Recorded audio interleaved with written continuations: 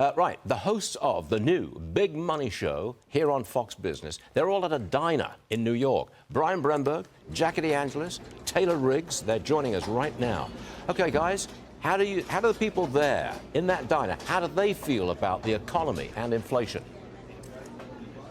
Well, we're talking to him, Stuart. By the way, we're dressed up because I promised to buy breakfast for these guys. I forgot my wallet, so we're washing dishes here.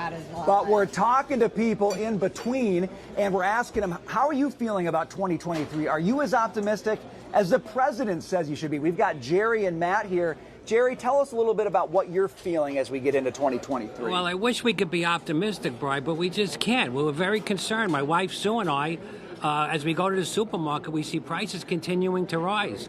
And I'm getting to a certain age where in a few years we would think of retirement, but unless things level off, you just can't take that chance. So you're looking at 2023 and saying the pinch is still happening. The prices are too high. They're not coming down fast enough. They're not coming down at all if I look in the supermarkets where I live in Long Island. And we have one of the food services delivered, one of the supermarkets delivers, and half the items are always unavailable. So we're still dealing with supply chain issues, and it's just very nerve-wracking for families like ours.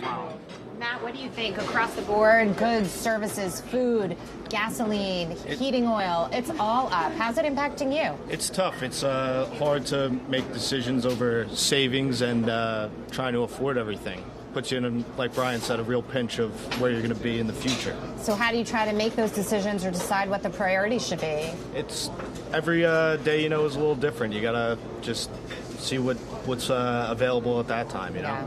So. Taylor, it's just not, we talk about optimism. How's the consumer going to be? We're not hearing that kind of optimism here. And Stu, we've been here all morning. I think it was interesting. We spoke earlier with the owner who's been owning this place for now at least 17 years. He says that he raised menu prices since COVID 5% every 6 months. I'll let you do the math. That's 25% on an uncompounded rate. So they're having to raise prices. They also instituted egg prices that are now up about 400%, as well as the minimum wage that they're trying to increase, but that's increasing some of their labor costs to meet some of those minimum wage requirements. So really feeling some of the pressure here. Now, you are in Nassau County, at a diner in Nassau County. That county went 55% to the Republican candidate in the gubernatorial election, to Lee Zeldin. That is now a Republican area. Did politics pop up at all when you were talking to these folks about the impact of inflation on the economy? Politics?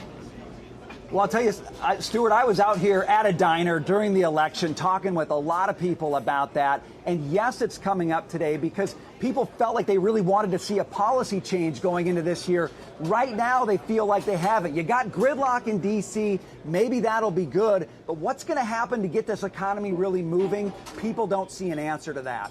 Got it. Okay. We're going to be watching The Big Money Show. It premieres on Monday, 1 p.m. Eastern Time, right here on Fox Business. Thanks for joining us, guys. We will definitely be seeing you next week.